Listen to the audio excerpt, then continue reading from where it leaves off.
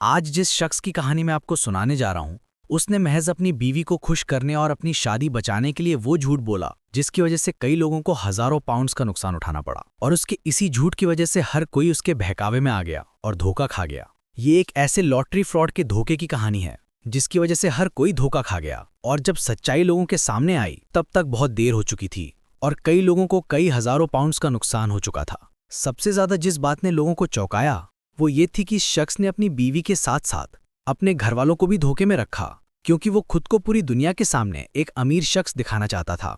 मगर हर कोई इस बात से बेखबर था कि ये सब सिर्फ एक छलावा है जो आगे चलकर उनके सामने आने वाला है। तो आखिर क्या था वो झूठ जो इस शख्स ने अपनी बीवी और अपने घरवालों से बोला? वो कौन लोग थे जिन्हें इस झूठ की वजह से नुकसान उठाना पड़ा, और कैसे झूठ का पर्दाफाश हुआ, ये आपको हैरत में डाल देगा। कहानी शुरू होती है सन 1994 से, जब हॉवर्ड वॉम्स नाम का एक शख्स हर किसी को ये बताता है कि वो 9 मिलियन पाउंड्स की नेशनल लॉटरी जीता है, जिसके बाद उसकी बीवी और उसके घरवालों को लगने लगता है कि उनकी जिंदगी में एक चमत्कार हुआ है और वो अपनी मनचाही जिंदगी जीने वाले हैं। मगर हर कोई इस बात से बेखबर था कि ये सब एक झूठ है, जिसकी वजह से बैंक और बिजनेसमैन भी धोखा खा गए। हॉवर्ड वॉम्स की बीवी का नाम था कैथी वॉम्स, और उन दोनों की शादी सन 1993 में इंग्लैंड के शहर डॉनकास्टर में हुई थी। जिस वक्त हॉवर्ड की शादी हुई उस वक्त वो पेंटिंग और डेकोरेशन का बिजनेस चलाता था, मगर इस काम से वो इतने पैसे नहीं कमा पा रहा था कि वो अपना घर आसानी से चला सके, और ऐसा काफी वक्त तक चलता रहा। बहरहाल जैसे जैसे वक्त गुजरता गया वैसे वैसे हॉवर्ड के घर के हालात और भी खराब होते चले गए, जिसकी वजह से हॉवर्ड और उसकी बीवी कैथी के बीच अक्सर लड़ाइयां होने लगीं और उनका रिलेशनशिप अब दिन ब दिन खराब होता जा रहा था। उधर जिन लोगों से हॉवर्ड ने उधार लिया था वो भी अब आए दिन उसके घर का दरवाजा खटखटाने लगे ताकि उन्हें उनके उधार के पैसे वापस मिल सकें। और इन्हीं लेनदारों से बचने और अपनी टूटती हुई शादी को बचाने के लिए हॉवर्ड के दिमाग में एक अनोखा और हैरतअंगेज आइडिया आता है। हॉवर्ड फैसला करता है कि वो अपनी बीवी और अपने घरवालों से ये झूठ बोलेगा कि वो एक लॉटरी जीता है, और अपनी बीवी को ये खबर सुनाने के बाद वो उससे कहता है कि वो इस बारे में किसी को कुछ न बताए और ये बात अपने तक ही रखे। हॉवर्ड का प्लान था कि वो इस झूठ के सहारे ज्यादा से ज्यादा वक्त खरीद सके ताकि वो अपनी टूटती हुई शादी को बचा सके और उसकी बीवी भी उससे दूर न जाए। अगला कदम जो हॉवर्ड उठाने वाला था वो ये था कि वो इस झूठ को अपने करीबियों से भी शेयर करने वाला था, और इसी वजह से अपनी बीवी से झूठ बोलने के बाद वो अपनी बहन बेन और उसके हस्बैंड नाइगल को इस झूठी लॉटरी विनिंग के बारे में सब कुछ बता देता है। ये खबर सुनने के बाद हॉवर्ड की बहन को इस बात पर यकीन नहीं होता, मगर वो किसी तरह अपनी बहन और उसके हस्बैंड को इस बात पर यकीन दिलाने में कामयाब हो जाता है। अब हॉवर्ड अपने पड़ोसी मार्क और कैरेन को भी ये बताता है, जिसके बाद ये खबर पूरे डॉनकास्टर में आग की तरह फैल जाती है। और चूंकि उसने लोगों से ये झूठ बोला था कि वो एक बहुत बड़ी लॉटरी जीता है, जिसकी वजह से वो अपने करीबियों को डिनर पर ले जाने लगा और साथ ही साथ उन्हें लोकल क्लब्स में शराब की पार्टी देने लगा। अब सबसे बड़ा सवाल ये आता है कि हॉवर्ड की माली हालत वैसे ही बहुत खराब थी और उसने लोगों से लॉटरी जीतने के बारे में झूठ भी बोला था, जिसका साफ मतलब था कि उसके पास कोई पैसे नहीं थे। तो लोगों को डिनर और शराब की पार्टी देने के लिए उसके पास पैसे कहां से आ रहे थे? और इसका खुलासा जब आगे चलकर लोगों के सामने हुआ तब उनके होश उड़ गए। बहरहाल इन डिनर पार्टियों से लोगों को इस बात का यकीन हो गया कि हॉवर्ड सच में लॉटरी जीता है, मगर उसकी बीवी कैथी को यह बात हजम नहीं हो रही थी, और इसीलिए अपनी बीवी को यकीन दिलाने के लिए वो उसे 2 बार इंटरनेशनल ट्रिप्स पर ले गया। हालांकि अब तक हर कोई ये बात जान चुका था कि हॉवर्ड ने लॉटरी जीती है, मगर ये बात कोई नहीं जानता था कि हॉवर्ड ने ये लॉटरी कैसे जीती और जीती हुई रकम कितनी है, क्योंकि उसने इस बारे में किसी को कुछ भी नहीं बताया था। बहरहाल एक दिन कैथी हॉवर्ड से इन पैसों के बारे में पूछती है, जिसके जवाब में हॉवर्ड बताता है कि उसने इन पैसों को एक बैंक में डिपॉजिट कर दिया है, जिसकी वजह से उन्हें हर महीने इंटरेस्ट मिलता रहेगा और अब वो हर महीने खुलकर अपनी अय्याशी कर सकते हैं। बहरहाल एक छुट्टियों के दौरान हॉवर्ड और उसकी बीवी की मुलाकात कुछ नए लोगों से होती है, जिसके बाद उनके बीच काफी अच्छी दोस्ती हो जाती है। और इन लोगों में एक कपल था जिसमें हस्बैंड का नाम ब्रायन और वाइफ का नाम ग्लोरिया था। और कुछ वक्त इस कपल के साथ बिताने के बाद हॉवर्ड और कैथी इस कपल को भी अपनी लॉटरी विनिंग के बारे में बता देते हैं। ये सुनते ही ब्रायन और ग्लोरिया जितना चौंकते हैं उतना ही खुश भी होते हैं, क्योंकि उनकी दोस्ती एक बहुत अमीर शख्स से हो गई थी, और यही वजह थी कि उनके बीच की दोस्ती दिन ब दिन और गहरी होती चली गई। ये ब्रायन और ग्लोरिया के लिए काफी रोमांचक था, क्योंकि उन्होंने इससे पहले कभी भी ऐसे शख्स के साथ वक्त नहीं गुजारा था जिसने लॉटरी जीती हो, और उन्हें इसका बहुत फायदा भी मिल रहा था, क्योंकि अब वो साथ में जहां भी जाते हॉवर्ड ही सारा बिल भरता। अब वो लोग महंगे रेस्टोरेंट्स में खाना खाने और शैंपेन ऑर्डर करने लगे, जिसका बिल हॉवर्ड ही भरता, क्योंकि वो ये चाहता था कि वो लोग उसे बहुत अमीर समझें और उसकी बीवी की नज़र में उसकी इज्जत और बढ़ जाए। बहरहाल जब तक हॉवर्ड और उसकी बीवी कैथी ट्रिप खत्म करके वापस लौटते हैं तब तक हॉवर्ड 2400 पाउंड यानी लगभग 2,40,000 रुपए खर्च कर चुका था, जिसमें महज कुछ दिनों में उन्होंने वो लग्जरी जिंदगी जी ली जैसी उन्होंने पहले कभी नहीं जी थी। हालांकि इस ट्रिप के दौरान उसने ब्रायन और ग्लोरिया को ये तो बता दिया था कि वो लॉटरी जीता है, मगर यहाँ भी उसने ये नहीं बताया कि इस लॉटरी में वो कितने पैसे जीता है। मगर जिस हिसाब से वो पैसे खर्च कर रहा था, उसे देखकर ब्रायन और ग्लोरिया को लगने लगा कि वो अच्छे खासे पैसे जीता है। बहरहाल हॉवर्ड और कैथी अपनी छुट्टियां मनाकर वापस डॉनकास्टर लौट आते हैं, मगर हॉवर्ड अब भी झूठ पर झूठ बोला जा रहा था ताकि लोग उसके बोले हुए झूठ पर यकीन करते रहें। और इसी दौरान कैथी उस पर कुछ शक करने लगती है। कैथी के शक करने के पीछे की वजह ये थी कि उनके घर के इलेक्ट्रिसिटी बिल्स, वाटर बिल्स अभी भी पेंडिंग थे और लेनदार अभी भी अपने कर्जे के पैसे मांगने आ रहे थे। कैथी का मानना था कि अगर हॉवर्ड ने सच में कोई लॉटरी जीती है तो अब तक उनके सारे बिल्स पे हो जाने चाहिए थे और लेनदारों का कर्जा अदा हो जाना चाहिए था, मगर ऐसा कुछ नहीं हो रहा था। और यही वो वजह थी कि कैथी लॉटरी कंपनी में फोन करके इस बारे में पता करने का फैसला करती है। लॉटरी कंपनी में फ़ोन करके जब कैथी ये पता करने की कोशिश करती है कि क्या वाकई हॉवर्ड ने लॉटरी जीती है, तब लॉटरी कंपनी उसे कोई भी इन्फॉर्मेशन देने से मना कर देती है। कंपनी का कहना था कि ये कॉन्फिडेंशियल इन्फॉर्मेशन है जिसे वो शेयर नहीं कर सकते, मगर कई बार रिक्वेस्ट करने पर वो ये इन्फॉर्मेशन देने को राज़ी हो जाते हैं। इस लिस्ट में महज जीती हुई लॉटरी का अमाउंट था, मगर ये लॉटरी किन लोगों ने जीती है इस बारे में कुछ भी नहीं लिखा था। और अब कैथी उस डेट को ढूंढने लगती है जिस डेट को हॉवर्ड ने लॉटरी जीतने की डेट बताया था। इस डेट के सामने जीती हुई लॉटरी की रकम लिखी हुई थी, जो थी 8.9 मिलियन पाउंड। और यहीं से कैथी को ये यकीन हो जाता है कि हॉवर्ड सच बोल रहा है और उसने 8.9 मिलियन की लॉटरी जीती है, क्योंकि इस जीती हुई रकम के आगे कोई नाम नहीं लिखा था और ये डेट हॉवर्ड की बताई हुई डेट से मैच हो रही थी, जो थी 17 अक्टूबर सन 1994। और ये देख कैथी को हॉवर्ड की बातों पर पूरी तरह यकीन हो जाता है।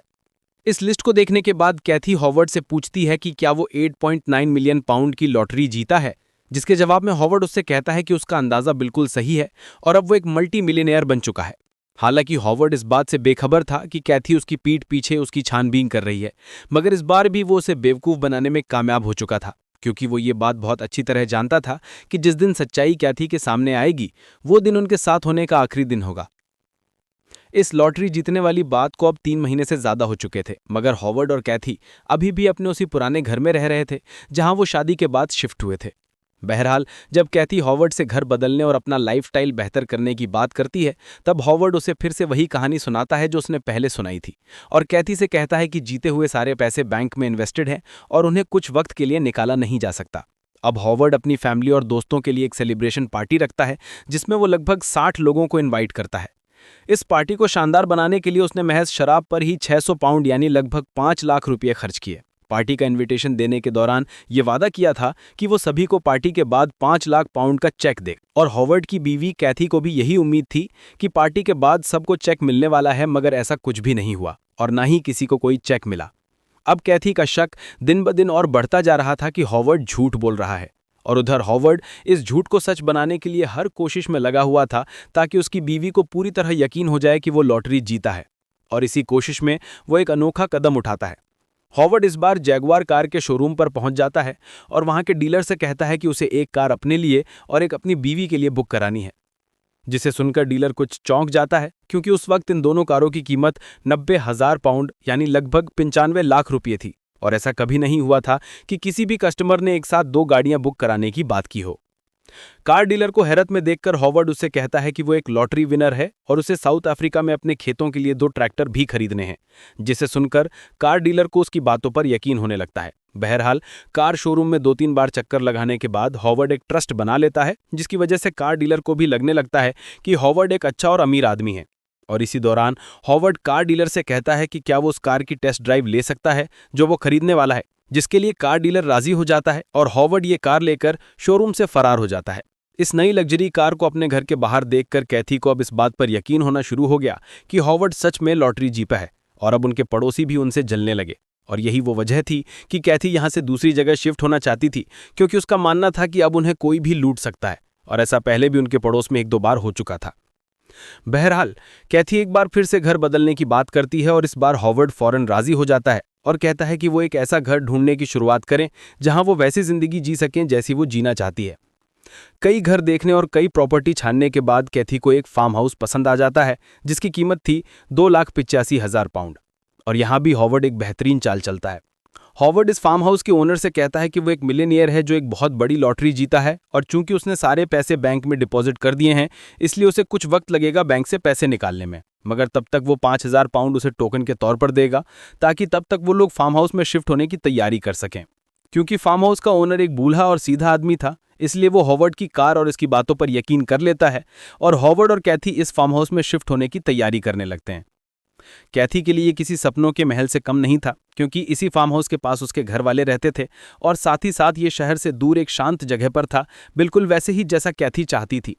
सबसे पहले जो काम कैथी करवाने का फैसला करती है वो था इस फार्म हाउस का रेनोवेशन, क्योंकि वो इसे एक महल बनाना चाहती थी ताकि लोगों को देख के पता चल जाए कि ये एक मिलियनेयर का घर है। इस फार्म हाउस में एक बड़ा सा आनंद था जिसे कैथी एक लग्जरी एरिया में बदलना चाहती थी, जिसमें स्नूकर रूम, प्राइवेट जिम और एक स्विमिंग पूल शामिल थे। बहरहाल हॉवर्ड फार्म हाउस में रेनोवेशन का काम शुरू करवाता है, जिसमें सबसे पहले वो स्विमिंग पूल से शुरुआत करते हैं और इसीलिए वो कंस्ट्रक्शन कंपनी से कॉन्टैक्ट करते हैं। कैथी इस पूल के लिए एक लग्जरी कवर बनवाना चाहती थी जिसकी कीमत थी 40,000 पाउंड और हॉवर्ड इसके लिए भी मान जाता है। मगर कैथी इस बात से बिल्कुल बेखबर थी कि यह सब महज एक छलावा है और हॉवर्ड उसे और हर उस शख्स को धोखा दे रहा है जो उसके लिए काम कर रहे हैं। हॉवर्ड भी कैथी को खुश करने और उसे यकीन दिलाने के लिए कि वो कितना अमीर है, उससे झूठ पर झूठ बोले जा रहा था और इसीलिए वो फार्म हाउस में एक लग्जरी पूल टेबल लगवाने की बात करता है जिसकी कीमत थी 65,000 पाउंड। हालांकि हॉवर्ड इस पूल टेबल के लिए 500 पाउंड एडवांस जमा करने तो गया, मगर बाकी पैसे उसने कभी जमा नहीं किए और इधर कैथी को लगता रहा कि उनके यहाँ एक लग्जरी पूल टेबल आने वाली है। जिस हिसाब से हॉवर्ड इस फार्म हाउस को रेनोवेट करने की झूठी प्लानिंग कर रहा था, उस हिसाब से तो इसमें लगभग 5 लाख पाउंड का खर्च आने वाला था। और इसी दौरान कैथी एक बात नोटिस करती है कि जब से हॉवर्ड ने लॉटरी जीती है तब से उसका बर्ताव बहुत अजीब होता जा रहा है। वो अब हर सवाल का बहुत सोच समझकर और बहुत सफाई से जवाब देता और अब वो अक्सर गुस्से में भी रहने लगा, जिसकी वजह से कैथी और उसके बीच अक्सर नोकझोंक हो जाती और हर नोकझोंक के बाद वो घर से बाहर चला जाता। पहले तो कैथी यही सोचती कि हॉवर्ड अपना गुस्सा ठंडा करने के लिए घर से बाहर गया है, मगर वो खामोशी से कुछ ऐसा कर रहा था जिससे वो अपने झूठ को सच में बदल सके। वो हर हफ्ते 60 से 70 पाउंड के लॉटरी टिकट्स खरीद रहा था, इस उम्मीद में कि एक दिन उसकी जैकपॉट लॉटरी लग जाएगी। और एक बार तो उसे लगने लगा कि उसका ये सपना पूरा होने वाला है। एक शाम जब टीवी पर लॉटरी टिकट के नंबर्स अनाउंस किए जा रहे थे, तब हॉवर्ड का दिल जोर जोर से धड़कने लगता है, क्योंकि उसके लॉटरी टिकट और अनाउंस किए जा रहे लॉटरी नंबर्स में से 4 नंबर्स मैच हो गए थे और उसे लगने लगता है कि अब उसे किसी से भी लॉटरी के बारे में झूठ नहीं बोलना पड़ेगा। मगर किस्मत ने उसका साथ नहीं दिया और आखिर के 2 नंबर्स मैच नहीं हो पाते। हॉवर्ड की उम्मीदों और सपनों पर पूरी तरह पानी फिर चुका था और अब वो और ज्यादा फ्रस्ट्रेट होता जा रहा था, क्योंकि पिछले 4 महीनों से उसे अमीर बनने का नाटक करना पड़ रहा था, जबकि अंदर से वो पूरी तरह कंगाल और टूटा हुआ था। उधर डॉनकास्टर से लेकर साउथ यॉर्कशायर का हर बैंक ये बात जानता था कि हॉवर्ड एक लॉटरी विनर है और हर बैंक यही चाहता था कि हॉवर्ड उनके बैंक में इन्वेस्ट करे। हालांकि हॉवर्ड ने पहले एक बैंक से 5,000 पाउंड का लोन भी ले रखा था, मगर जब उसने बैंक से ये कहा कि वो उनके बैंक में 3 मिलियन पाउंड इन्वेस्ट करना चाहता है, तब उन्होंने उसका 5,000 पाउंड का लोन भी माफ कर दिया। एक बैंक ने तो हॉवर्ड से ये भी कहा कि अगर वो उनके बैंक में 3 मिलियन पाउंड इन्वेस्ट करेगा तो वो उसे हर साल 3 लाख पाउंड इंटरेस्ट के तौर पर देंगे। मगर हॉवर्ड हर बैंक से झूठ पर झूठ बोले जा रहा था, क्योंकि उसके पास इन्वेस्ट करने के लिए कोई पैसे ही नहीं थे। उधर कैथी भी अपने नए फार्म हाउस में शिफ्टिंग की तैयारी करने लगती है और अपने पुराने घर का सारा सामान अपने दोस्तों और पड़ोसियों को देने लगती है, क्योंकि वो अपने नए घर में सारा नया सामान इस्तेमाल करना चाहती थी। इधर कैथी के सामने अब उन सामान के बिल्स आना शुरू होते हैं जो सामान फार्म हाउस में लग रहा था, और ये सारे बिल्स अनपेड थे, जिसे देखकर कैथी को फिर से हॉवर्ड की लॉटरी जीतने वाली बात पर शक होने लगता है। और उसके इसी शक को दूर करने के लिए इस बार हॉवर्ड एक हैरत अंगेज चाल चलता है। इस बार हॉवर्ड खुद के नाम पर एक 8.9 मिलियन पाउंड का चेक लिखता है और उसे ले जाकर एक कैश पॉइंट पर अपने अकाउंट में डिपॉजिट कर देता है। हालांकि वो ये बात जानता था कि ये चेक बाउंस हो जाएगा, मगर साथ ही साथ वो ये भी जानता था कि उसके बैंक स्टेटमेंट में ये भी शो करेगा कि 8.9 मिलियन पाउंड का चेक उसके अकाउंट में डिपॉजिट किया गया था और अगले 3 महीनों तक अलग अलग अमाउंट्स के फर्जी चेक बनाकर अपने अकाउंट में डिपॉजिट करता रहा, जिससे वो कैथी और अपने लेनदारों को ये बेवकूफ़ बनाने में कामयाब हो गया कि उसके अकाउंट में पैसे हैं। अब उसकी बीवी से लेकर उसके पूरे घर वाले इस बात पर यकीन कर चुके थे कि हॉवर्ड एक लॉटरी विनर है, और अपने इसी ट्रिक का इस्तेमाल करके उसने फार्म हाउस में कई लग्जरी रेनोवेशन करवाए, मगर वो उन्हें पैसे तो तब देता जब उसके पास पैसे होते। बहरहाल जब फार्म हाउस में शिफ्ट होने का वक्त आता है, तब हॉवर्ड उस फार्म हाउस के ओनर को पूरे अमाउंट का चेक बनाकर देता है, बावजूद ये जानते हुए कि ये चेक कुछ दिनों बाद बाउंस हो जाएगा। जिस रोज उन्होंने अपने नए घर में शिफ्ट होना था, उस रोज कैथी सुबह जल्दी उठ गई थी ताकि वो अपनी सारी तैयारी कर सके और अपनी एक नई जिंदगी की शुरुआत कर सके। मगर तभी उनके दरवाजे पर एक बहुत तेज दस्तक होती है और जोर जोर से चिल्लाने की आवाज आने लगती है। कैथी जैसे ही दरवाजा खोलती है वो एकदम से घबरा जाती है, क्योंकि उसके दरवाजे पर पुलिस खड़ी थी और ये देख हॉवर्ड समझ जाता है कि उसका चेक बाउंस हो गया है। मगर मामला कुछ और ही था। इस बार पुलिस हॉवर्ड के दरवाजे पर इसलिए खड़ी थी क्योंकि वो हॉवर्ड के पिछले कुछ बिजनेस फ्रॉड को इन्वेस्टिगेट कर रहे थे, और ना तो वो उसकी लॉटरी के बारे में कुछ जानते थे और ना ही बाउंस हुए चेक के बारे में। इस इन्वेस्टिगेशन में 2 पुलिस ऑफिसर शामिल थे जिनके नाम जॉन रॉय और फिल परनेल थे, और ये दोनों पिछले 2 सालों से उन मनी फ्रॉड्स को इन्वेस्टिगेट कर रहे थे जो हॉवर्ड ने अपने पेंटिंग और डेकोरेटिंग बिजनेस के दौरान किए थे। यहां भी हॉवर्ड उन पुलिस ऑफिसर्स को बताता है कि उसने एक लॉटरी जीती है और वो एक मल्टी मिलियनियर बन चुका है, इस उम्मीद में कि ये सुनकर पुलिस ऑफिसर उसे छोड़ देंगे। मगर ये उसकी गलतफहमी साबित हुई। पहले तो इन पुलिस ऑफिसर्स को हॉवर्ड की बात पर यकीन हो गया क्योंकि कैथी ने भी उन्हें यही बताया कि वो लोग महज कुछ घंटों के अंदर अपने नए घर में शिफ्ट होने वाले हैं। मगर दोनों पुलिस ऑफिसर उन्हें चौंकाते हुए हॉवर्ड को गिरफ्तार कर लेते हैं। अब पुलिस हॉवर्ड को गिरफ्तार करके उसे पूछताछ के लिए पुलिस स्टेशन ले जाती है, मगर वहां पूरा दिन वो अपनी लॉटरी जीतने की कहानी सुनाता रहा। और आखिरकार जब एक पुलिस ऑफिसर उससे पूछता है कि अगर उसने सच में लॉटरी जीती है तो उसका कुछ सबूत दिखाए, तब वो एकदम से चुप हो जाता है। कई घंटों चली पूछताछ के बाद जब सच्चाई सबके सामने आई, तब कैथी को पता चलता है कि उसका हस्बैंड पिछले कुछ महीनों से झूठ का एक जाल बुन रहा था और उसने ना तो कोई लॉटरी जीती है और ना ही कोई पैसे किसी बैंक अकाउंट में डिपॉजिट हैं। आखिरकार हॉवर्ड इतने महीनों से जो झूठ अपनी शादी को बचाने के लिए बोल रहा था, वो अब उसी पर भारी पड़ गया। और ये पता चलते ही कैथी फैसला करती है कि अब वो हॉवर्ड से अलग हो जाएगी। अभी कैथी ये सोच ही रही थी कि वो अपने और हॉवर्ड के घरवालों को इस बारे में कैसे बताएगी कि तभी पुलिस एक और चौंकाने वाली खबर उसे सुनाती है, जिसे सुनकर वो हक्का बक्का रह गई। वो कैथी को बताते हैं कि हॉवर्ड की एक गर्लफ्रेंड भी है जिसके बारे में कोई नहीं जानता, और यही वो गर्लफ्रेंड थी जिसे हॉवर्ड ने 40,000 पाउंड का लोन लेने के लिए मना लिया था ताकि वो अपनी जिंदगी की एक नई शुरुआत कर सके। हॉवर्ड की गर्लफ्रेंड इस बात से बेखबर थी कि हॉवर्ड के दिमाग में क्या चल रहा है, और यही वो पैसे थे जिन्हें हॉवर्ड लॉटरी विनिंग्स बताकर अपनी ट्रिप्स, पार्टीज और लग्जरी शॉपिंग पर खर्च कर रहा था। बहरहाल हॉवर्ड ये बात बहुत अच्छी तरह जानता था कि कैथी अब दोबारा उसे कभी एक्सेप्ट नहीं करेगी, मगर साथ ही साथ उसे ये उम्मीद भी थी कि अगर वो एक अच्छी जॉब पकड़ लेगा और अपने सारे कर्जे चुका देगा, तब शायद कैथी उसके पास वापस आ जाए। और आगे चलकर बिल्कुल ऐसा ही हुआ। हॉवर्ड के गिरफ्तार होने के 3 महीने बाद कैथी उसे वापस एक्सेप्ट कर लेती है, मगर ये अभी एक बहुत छोटी प्रॉब्लम सॉल्व हुई थी